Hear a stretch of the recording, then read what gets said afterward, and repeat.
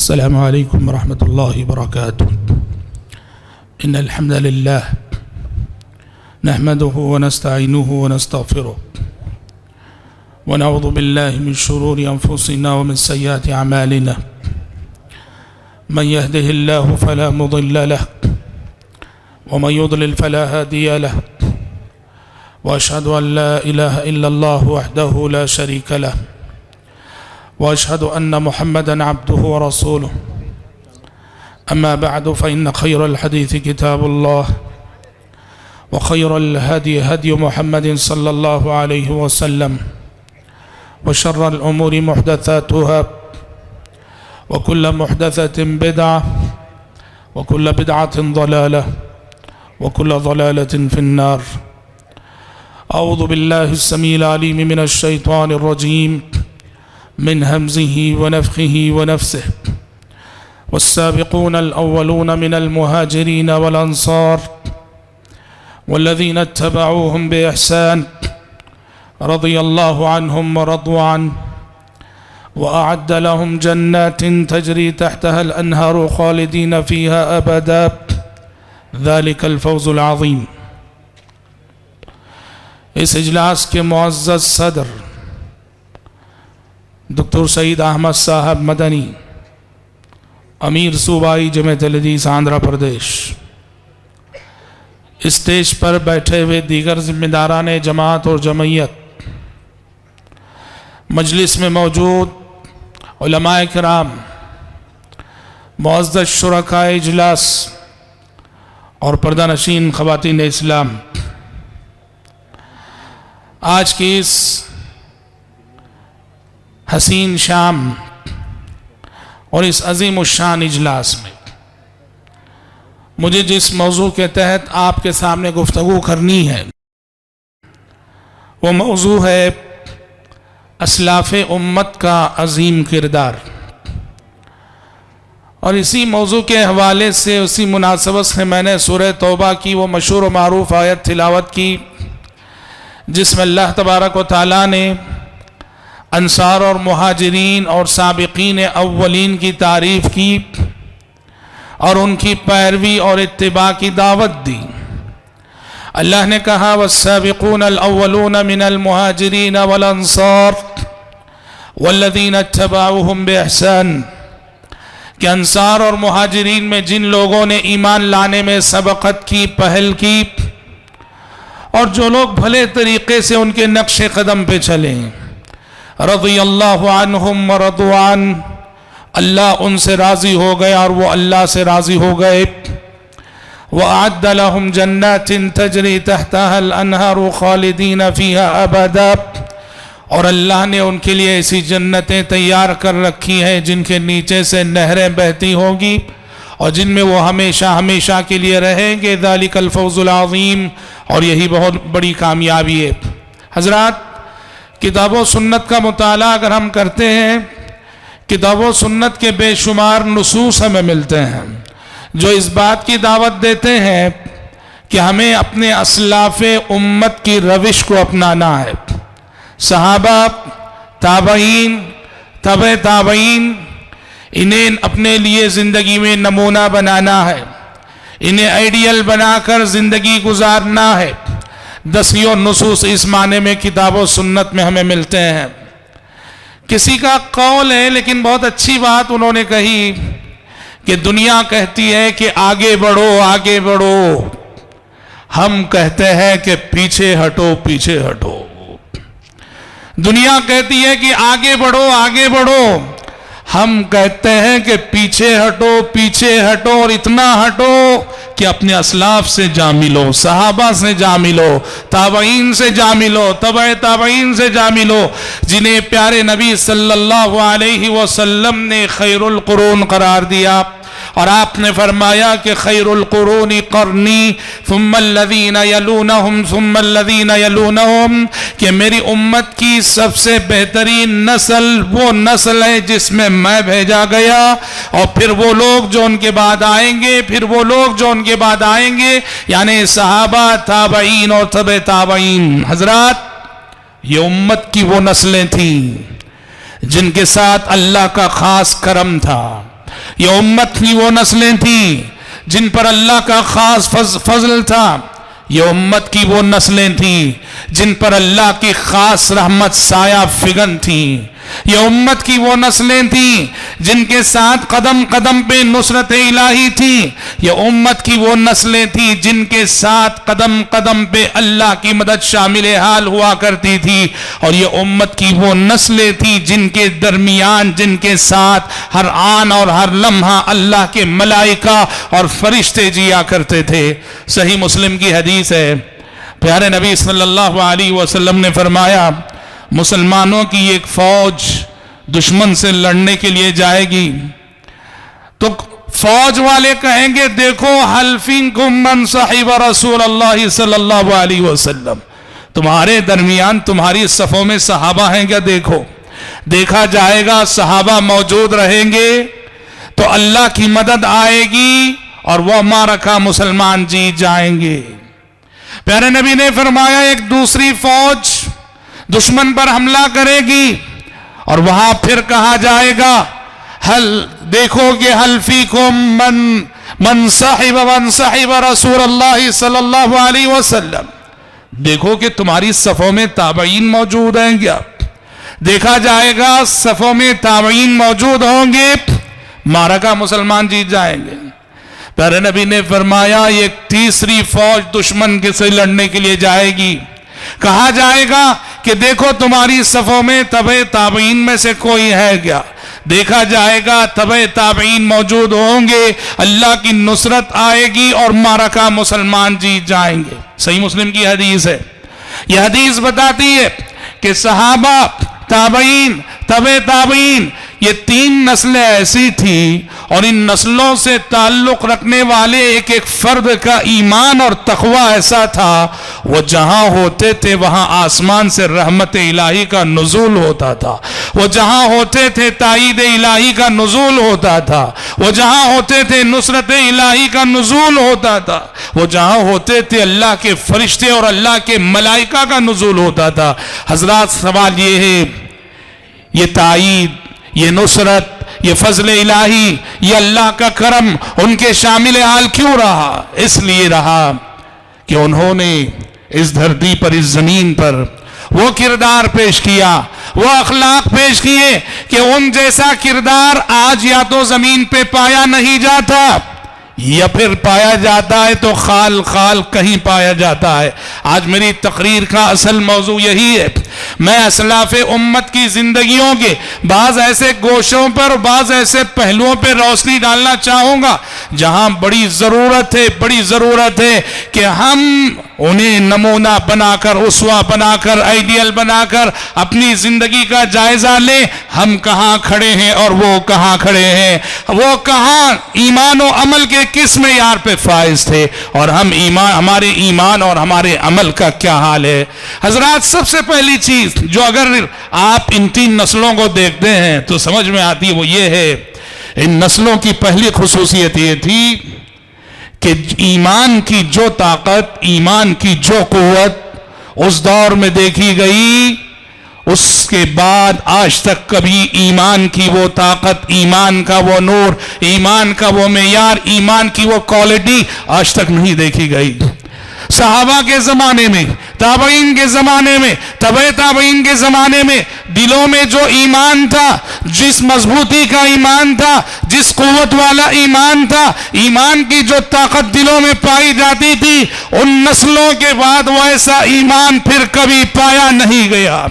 منہاج السنہ میں ابن تیمیہ رحمۃ اللہ علیہ نے ایک بات نقل کی ہے صحیح سند کے ساتھ. حضرت عمر کا ایک جملہ نقل کیا ہے کہ حضرت عمر فرماتے تھے کہ اگر اللہ کی قسم ابو بکر صدیق کے ایمان کو ترازو کے ایک پلڑے میں رکھ دیا جائے، ابو بکر صدیق کے ایمان کو ترازو کے ایک پلڑے میں رکھ دیا جائے اور قیامت تک آنے والے سارے مسلمانوں کے ایمان کو ترازو کے دوسرے پلڑے میں رکھ دیا جائے، حضرت عمر فرماتے ہیں کہ اللہ کی قسم ابو بکر صدیق کے ایمان والا پلڑا بھاری ہو جائے گا، وزنی ہو جائے گا، اور پوری امت کے ایمان والا پلڑا ہلکا ہو جائے گا. یہ بہت بڑی بات ہے کتنی بڑی حقیقت ہے اور کتنی عظیم بات ہے، کتنے بڑے شرف کی بات ہے۔ تنہا ابو بکر کا ایمان اور دوسری طرف قیامت تک آنے والی نسلوں کا ایمان ہو اور ابو بکر کا ایمان ان پہ بھاری پڑ جائے۔ اللہ اکبر۔ آپ دیکھیے حیات صدیقی کا مطالعہ کیجئے، آپ کو سمجھ میں آئے گا۔ جہاں اوروں نے تھوڑا بہت تردد یا تذبذب دکھایا پیارے نبی کے کسی فیصلے کو ماننے میں، آپ کی کسی حدیث کو سمجھنے میں، ابو بکر صدیق رضی اللہ عنہ کا وہ غیر معمولی ایمان تھا۔ ابو بکر نے کبھی لمحہ بھر کے لیے ذرا برابر تردد تذبذب نہیں دکھایا۔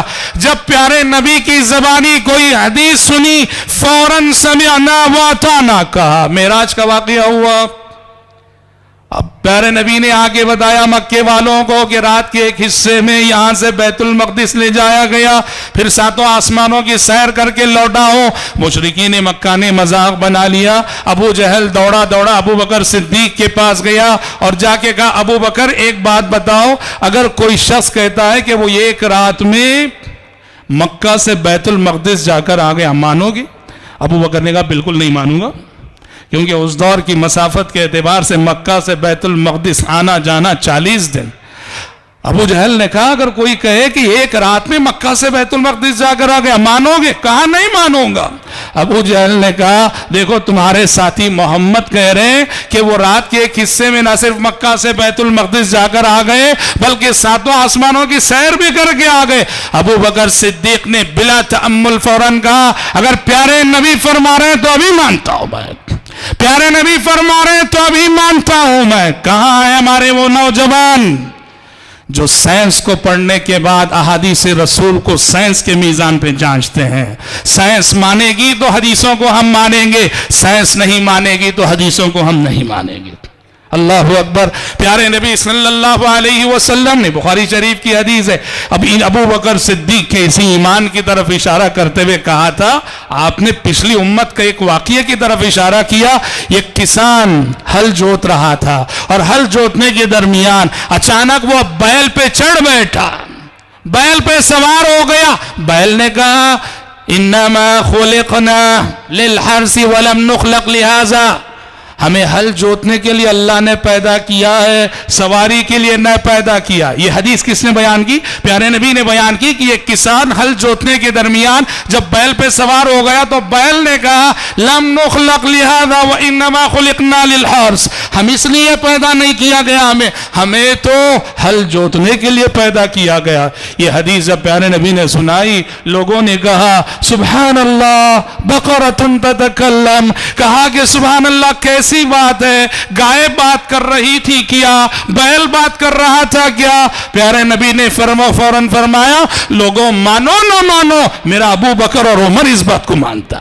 شہادت دی پیارے نبی نے کہ میری زبان سے جو الفاظ نکل جائیں، جو جملے نکل جائیں اور کتنی ناقابل یقین باتیں نکل جائیں، ابو بکر اور عمر فاروق رضی اللہ عنہما وہ فوراً سمعنا واطعنا کہتے ہیں۔ کہنا یہ ہے میرے بھائی، ان نسلوں کی ایک بہت بڑی خصوصیت یہ تھی کہ ایمان کی جو کوالٹی اور ایمان کا جو درجہ، ایمان کا جو معیار ان نسلوں میں پایا گیا، ان نسلوں کے بعد آج تک وہ ایمان کسی دل میں نہیں پایا گیا۔ اور دوسری چیز، جیسا ایمان ویسا جذبہ عمل، ویسا جذبہ عمل، اور ظاہر بات ہے ہی عمل ایمان کے تابع ہوا کرتا ہے۔ یہی وجہ قرآن میں کتنی آیتوں میں آمنوا وعملوا الصالحات، آمنوا وعملوا الصالحات، ایمان لائے اور عمل صالح کیا۔ جو جذبہ عمل ان نسلوں میں نظر آتا ہے آپ کو قیامت کی صبح تک وہ جذبہ عمل کہیں نظر نہیں آئے گا۔ آسمان سے آیتیں نازل ہوئی جن آیتوں میں صدقہ و خیرات کا حکم دیا جا رہا ہے، اللہ کے بندو خرچ کرو، صدقہ کرو، غریبوں کو کھلاؤ، مسکینوں کو کھلاؤ۔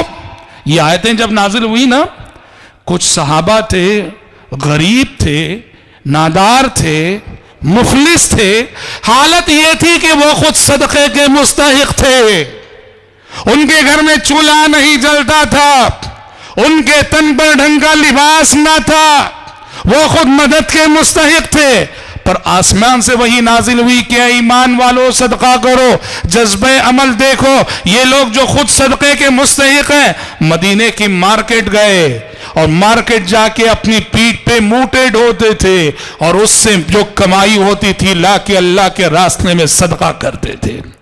پریسٹیج، وقار. دنیا کیا کہے گی کہ میں کیسا کام کر رہا ہوں، موٹے ڈھو رہا ہوں، بازار میں کام کر رہا ہوں. لوگوں یاد رکھو، حرام کمائی کما کے بنگلوں میں رہنے سے بہتر ہے کہ حلال کمائی ایسے چھوٹے موٹے کام کر کے جھونپڑیوں میں زندگی گزار کے چلے جاؤ. رزق حلال پر بننے والی تمہاری جھونپڑی قابل تعریف ہے بمقابل ان بنگلوں کے جن بنگلوں کی ایک ایک اینٹ رزق حرام سے کمائی گئی ہوتی ہے. یہ صحابہ تھے جو ان حقیقتوں کو جانتے تھے. پریسٹیج، وقار حصول جنت اور حصول آخرت کے راستے میں کبھی رکاوٹ نہیں بنتا تھا. موٹے ڈھوئے، بوجھ اٹھایا اور کما کر اللہ کے راستے میں صدقہ کیا. اور ہر نیکی میں ان کی حصے داری تھی، ہر نیکی میں ان کی حصے داری تھی. ہمارا معاملہ یہ، کسی کی پہچان نماز سے ہے، نماز میں وہ پرفیکٹ ہے تو زکوٰۃ وقت پہ نہیں دیتا ہے. کوئی زکوٰۃ وقت پہ نکالتا ہے تو روزوں میں تقصیر کرتا ہے. ہم کہیں نہ کہیں کمزور ہیں. ایک نیکی اگر ہماری زندگی میں ہے تو دوسری نیکی میں ہم سے تقصیر ہو رہی ہے. ان نسلوں کی خصوصیت یہ تھی کہ ان کی زندگیوں میں ہر نیکی میں حصے داری تھی. کیا حقوق اللہ اور کیا حقوق العباد. آپ نے سوال کیا من اصبح منکم اليوم صائما، آپ نے کہا کہ بتاؤ آج تم میں سے کون روزے سے ہے؟ ابو بکر نے کہا کہ میں. آپ نے کہا کہ بتاؤ آج تم میں سے کس نے کسی غریب کو کھانا کھلایا؟ ابو بکر نے کہا کہ میں. آپ نے کہا کہ بتاؤ تم میں سے آج کس نے کسی مریض کی عیادت کی؟ ابو بکر نے کہا کہ میں. آپ نے کہا کہ بتاؤ تم میں سے کون ہے جو آج کسی جنازے کے ساتھ چلا ہو؟ ابو بکر نے کہا کہ میں. اللہ اکبر. پیارے نبی نے سوالات یہی رکا دیے. پتہ نہیں اگر پیارے نبی اور نیکیوں کے حوالے سے سوالات کرتے جاتے کتنے بار ابو بکر صدیق کا ہاتھ اٹھتا. پیارے نبی نے 4 سوالات پہ بس کیا اور فوراً آپ نے صدیق کو بشارت سنائی جس کے ایک دن میں یہ 4 اعمال اور یہ 4 نیکیاں جمع ہو جائے اسے جنت میں جانے سے کوئی چیز روک نہیں سکتی. یہ جذب عمل ہے کہ حسب استطاعت، حسب طاقت ہر نیکی اور ہر عمل میں حصے داری ہو، ہر خیر کے کام میں حصے داری ہو. یہ حضرات صحابہ کرام اور اسلاف کرام کی خصوصیت تھی. حضرات ہمارا معاملہ یہ ہے، ہماری کمزوری یہ ہے کہ نفس ہم پہ غالب آتا ہے. معاف کیجئے ہم میں سے بہت سارے نفس کے پجاری ہیں، نفس کے غلام ہیں. نفس کے آگے ہم شکست کھا جاتے ہیں. نفس کی ارمانیں، نفس کی خواہشیں، نفس کی رغبتیں، نفس کا غصہ، نفس کا جذبہ، ہم نے ہمیشہ نفس کے آگے شکست کھائی ہے. ہم نے بڑے بڑے دشمنوں کو ہرایا ہوگا، ہم نے بڑے بڑوں کو شکست دی ہوگی، پر ہم نے ہمیشہ اپنے نفس کے ساتھ لڑائی میں شکست کھائی ہے. نہنگو اژدہا وہ شیر نر مارا تو کیا مارا. نہنگ بولتے ہیں مگرمچھ کو. نہنگو اژدہا وہ شیر نر مارا تو کیا مارا، بڑے موذی کو مارا نفس امارہ کو گر مارا. فتح یہ ہے کہ نفس امارہ پہ فتح پالو، غلبہ یہ ہے کہ نفس امارہ پہ غلبہ پالو، کامیابی یہ ہے کہ نفس امارہ کو کچل کے دکھاؤ، بہادری یہ ہے کہ اپنے نفس سے لڑ کے اسے شکست دے کے دکھاؤ. شریعت مانتی ہے کہ آپ واقعی بہادر ہیں. اور ان نسلوں کی خصوصیت یہ تھی وہ نفس کے غلام نہ تھے، انہوں نے اپنے نفسوں کو دین کا غلام بنا کے رکھا تھا، اللہ اور اس کے رسول کا غلام بنا کے رکھا تھا، شریعت کا غلام بنا کے رکھا تھا. اگر نفس کے اندر کبھی ایسی گناہ، وہ بھی بشر تھے، گناہ کے ارادے، گناہ کے وسوسے، گناہ کے خیالات ان کے دلوں میں بھی آتے تھے، لیکن دیکھو نفس کی تربیت کا انداز، نفس کی غلامی کرنے کے بجائے نفس کو شریعت کی غلامی پہ مجبور کرنے کا اسلوب. بعض اسلاف کے بارے میں آتا ہے جب دل میں گناہ کی خواہش پیدا ہوتی اور بہت زیادہ دل گناہ کی طرف کھینچ رہا ہوتا، بار بار دل اور نفس گناہ پہ آمادہ کر رہا ہوتا، روکے سے خود رک نہیں پا رہے ہوتے، اور انہیں اندیشہ ہوتا کہ مجھے لگتا ہے نفس کے اندر جیسے کچھ یہ ارمان مچل رہی ہے، لگتا ہے اس گناہ اور اس برائی میں ملوث ہو جاؤں گا۔ اپنے نفس کو لگام دینے کے لیے کیا کرتے تھے جانتے ہیں؟ ایک چراغ جلا لیا، ایک چراغ جلا لیا اور جلتے چراغ میں اپنی انگلی رکھ دی، انگلی جلنے لگی تو خود سے مخاطب ہو کے فرمایا کہ اس آگ کو تم برداشت نہیں کر سک رہے ہو اور اس آگ کی تکلیف پہ ایسے تڑپ رہے ہو، بتاؤ اس گناہ کو کر کے جس گناہ کے ارمان تمہارے دل میں ہے، کل اس آگ کو کیسے برداشت کرو گے جو اس آگ سے 60 پر 9 درجے بڑھ کر ہوگی؟ نارے جہنم میں کیسے صبر کرو گے جبکہ دنیا کی اس آگ پہ تم سے صبر نہیں ہو پا رہا ہے؟ نفس کو کچلنے کا یہ انداز، نفس کو شریعت کا غلام بنانے کا یہ انداز، یہ انہی نسلوں کا خاصہ تھا، بعد کی نسلوں میں بہت کم کبھی دیکھا گیا۔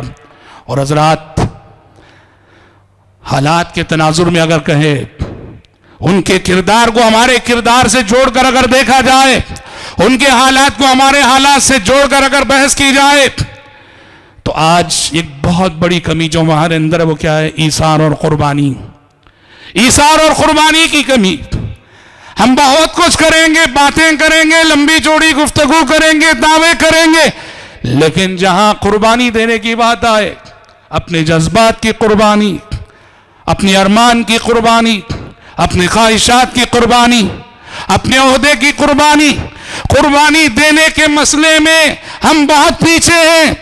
اسلاف میں امت کی خصوصیت یہ تھی کہ وہ جذبہ ایثار سے سرشار تھے، جب کبھی حالات کسی قربانی کا تقاضا کر دے آگے بڑھ کر قربانی دیتے، اور ان کی خصوصیت تھی انہوں نے ہمیشہ ذاتی مفاد پہ اجتماعی مفاد کو ترجیح دیا۔ جہاں انہیں لگتا کہ ان کا ذاتی مفاد اجتماعی مفاد سے ٹکرا رہا ہے، فوراً اپنے ذاتی مفاد کی قربانی دیتے کہ میرے ایک شخص کی وجہ سے اگر اتنا بڑا مسئلہ ہو رہا ہے میں ہٹ جاؤں گا۔ اللہ اکبر۔ جماعتوں، جمعیتوں، تنظیموں، اداروں، مدرسوں میں آج جو اختلافات کی آگ جو جل رہی ہے، اس کے پیچھے بس اسی جذبہ ایثار و قربانی کی کمی ہے۔ افراد کے مفادات کو اجتماعی جماعتوں جمعیت کے مفادات پہ ترجیح دی جائے، یہی سے سارے مسائل پیدا ہوتے ہیں۔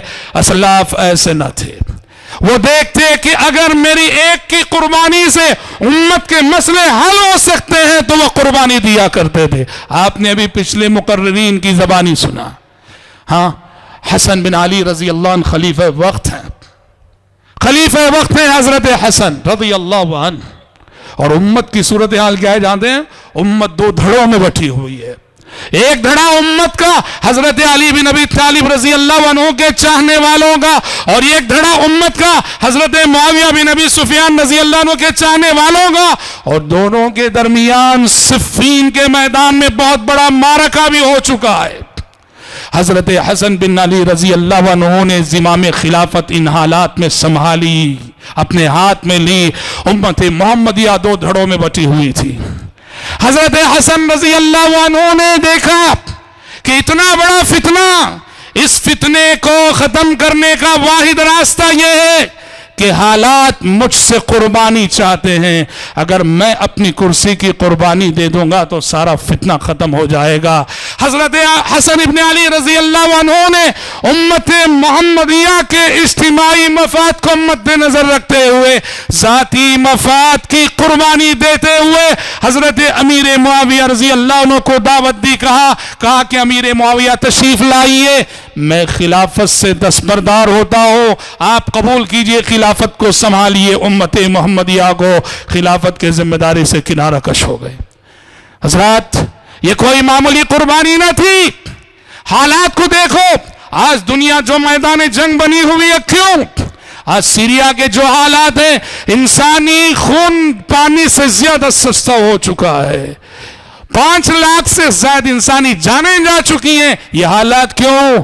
एक शख्स की कुर्सी की वजह से। कुर्सी का नशा बहुत खतरनाक होता है, ये शराब के नशे से ज्यादा खतरनाक होता है। और कुर्बान जाइए हसन बिन अली रजी अल्लाह अन्हु के जज्बे इसार पर, उन्होंने उम्मत के मफाद की खातिर अपनी कुर्सी की कुर्बानी पेश की। और इस तरह प्यारे नबी सल्लल्लाहु अलैहि वसल्लम की वो पेशिनगोई पूरी हुई। इन्ना बनी हादा सय्यद वलअल्लाह अन युस्लिह बिही बैन ताइफतैन अज़ीमतैन मिन उम्मती।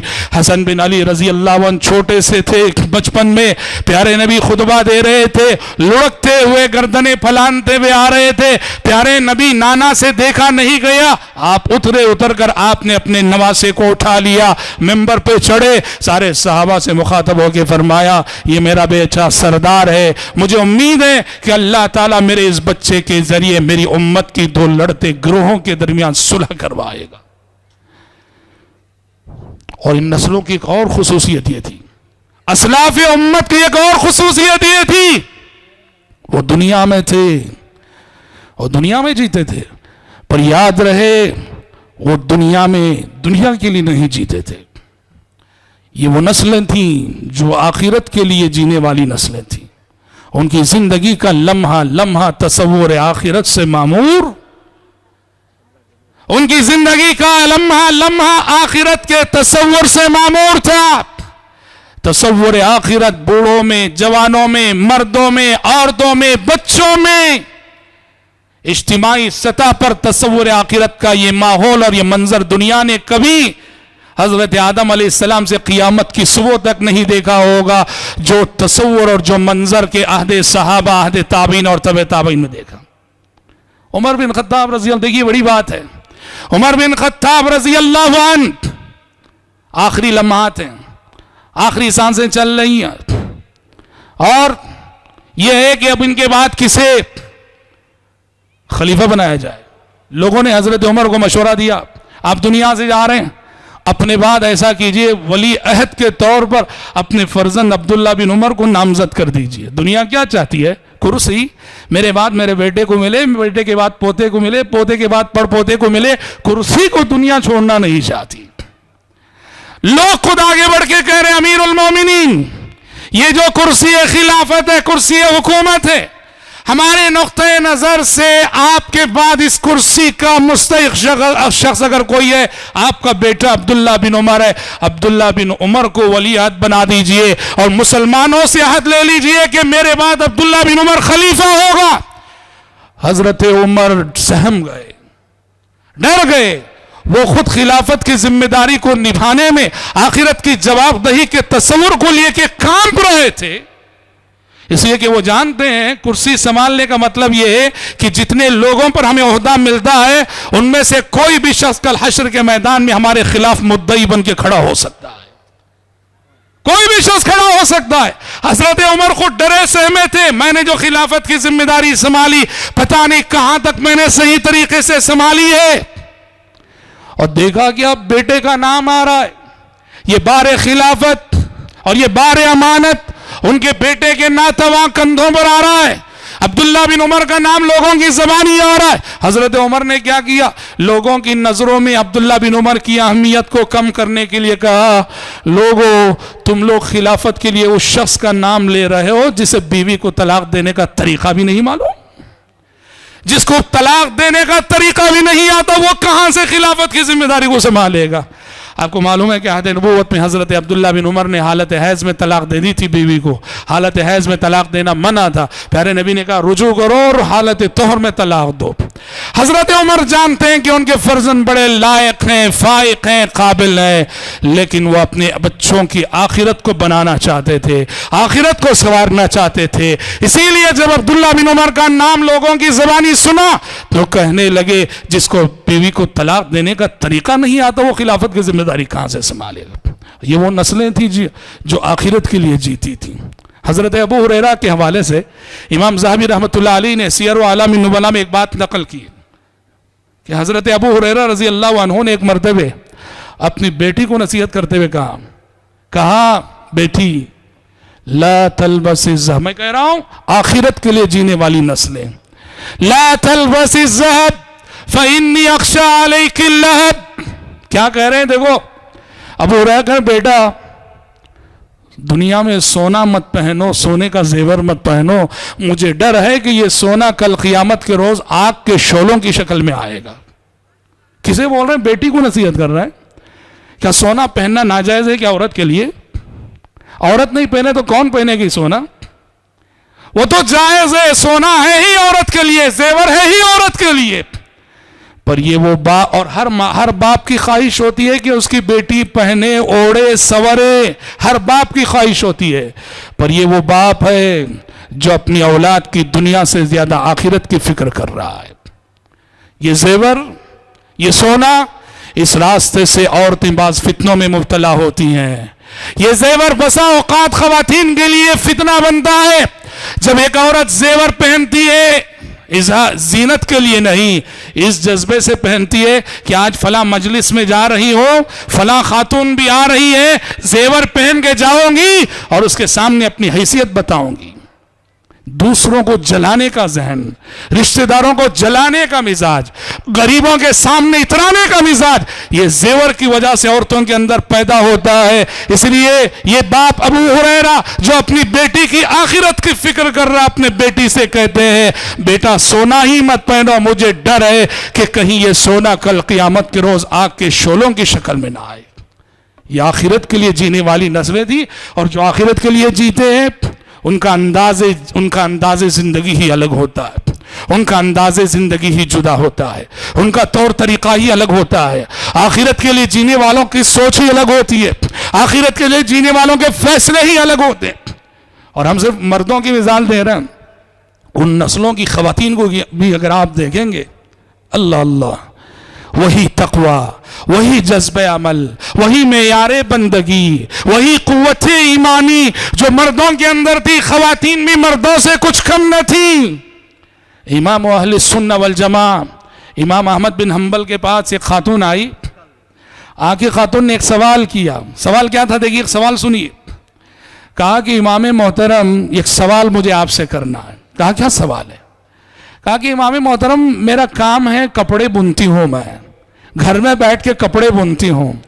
بسا اوقات ایسا ہوتا ہے کہ رات میں کپڑے بن رہی ہوتی ہوں چراغ کی روشنی میں، اچانک چراغ میں تیل ختم ہو جاتا ہے، اور چراغ میں تیل ختم ہو جانے کی وجہ سے چراغ بجھ جاتا ہے، تو باقی کپڑا میں چاند کی روشنی میں بنتی ہوں. امام محترم سوال یہ ہے کہ کیا میں جب یہ کپڑا بیچنے کے لیے جاؤں تو خریدنے والے کے لیے یہ بتانا میرے لیے ضروری ہے کہ کتنا کپڑا میں نے چراغ کی روشنی میں بنا ہے اور کتنا کپڑا میں نے چاند کی روشنی میں بنا ہے؟ چراغ کی روشنی سامنے ہوتی ہے اور اچھا بنا جاتا ہے کپڑا، جبکہ چراغ اگر نہ ہو محض چاند کی روشنی میں کچھ کمی آ سکتی ہے بناوٹ میں. اسی لیے کہا کہ جب میں تھوڑا کپڑا چراغ کی روشنی میں اور تھوڑا چاند کی روشنی میں بنتی ہوں تو کیا خریدار کو بتا کے دینا ضروری ہے کہ کتنا کپڑا چراغ کی روشنی میں بنا گیا ہے اور کتنا کپڑا چاند کی روشنی میں بنا گیا ہے. امام احمد بن حنبل رحمہ اللہ نے جواب دینے کے بجائے کہا کہ خاتون پہلے یہ تو بتاؤ کہ تم کس گھر کی خاتون ہو اور کون ہو تم، اپنے تعارف کرواؤ. خاتون نے کہا کہ امام محترم میں بشر الحافی کی بہن ہوں، اور بشر الحافی بہت 3 صدی ہجری کی ایک عظیم شخصیت، بہت بڑے زاہد، بڑے عابد. امام احمد بن حنبل رحمہ اللہ نے کہا اے بشر الحافی کے گھر والوں، یہ تمہیں لوگوں کے تقوی کا معیار ہو سکتا ہے، یہ تمہیں لوگوں کا معیار بندگی ہو سکتا ہے کہ دین کے معاملے میں اس قدر اللہ سے ڈر کے چل رہے ہو کہ چراغ کی روشنی اور چاند کی روشنی میں بھی تم فرق کر رہی ہو. اور آج لوگ دن کے اجالوں میں کتنے بڑے بڑے دھوکے دے جاتے ہیں. ہاں آج ضرورت ہے ان نسلوں کو اسوہ بنانے کی، آج ضرورت ہے ان نسلوں کو آئیڈیل بنانے کی. قرآن جب یہ کہتا ہے والذین اتبعوہم بإحسان، رضی اللہ عنہم ورضوا عنہ، جو صحابہ کی اتباع کرے، صحابہ کی پیروی کرے، اللہ ان سے راضی ہو گیا، وہ اللہ سے راضی ہو گئے۔ عام طور پر ایسے نصوص کی تفسیر کرتے ہوئے ہم صرف علمی پہلوؤں کو لیتے ہیں، یہ جو عملی پہلو ہے، عملی پہلوؤں کا تذکرہ بہت کم کیا جاتا ہے۔ اتباع صحابہ، اتباع سلف بالاحسان، یہ علمی سطح پر بھی ہونا ہے، عملی سطح پر بھی ہونا ہے، ورنہ صرف علمی سطح پر ہو، عملی سطح پر نہ ہو تو یہ صرف خالی باتیں ہو جائیں گی، زبانی جمع خرچ ہو جائے گا، جب تک کہ ہم اپنے عمل سے یہ ثبوت نہ دیں کہ ہم ان نسلوں کو اپنا مقتدی، اپنا رہنما، اپنا رہبر مان کے چلتے ہیں۔ حضرات، میں اپنی گفتگو کو زیادہ طول نہ دیتے ہوئے انہی نکات پر ختم کرتا ہوں۔ موضوع بڑا طویل ہے، اس موضوع کے تحت نکات بھی بہت عظیم آ سکتے ہیں۔ آج ہمارے وقت میں جتنی گنجائش تھی ہم نے آپ کے سامنے باتیں رکھی۔ اللہ رب العالمین سے دعا ہے کہ رب العالمین ہم سب کو، آپ سب کو، ہماری آنے والی نسلوں کو صحیح معنوں میں اسلاف امت کے نقش قدم پر چلنے کی توفیق عطا فرمائے، آمین یا رب۔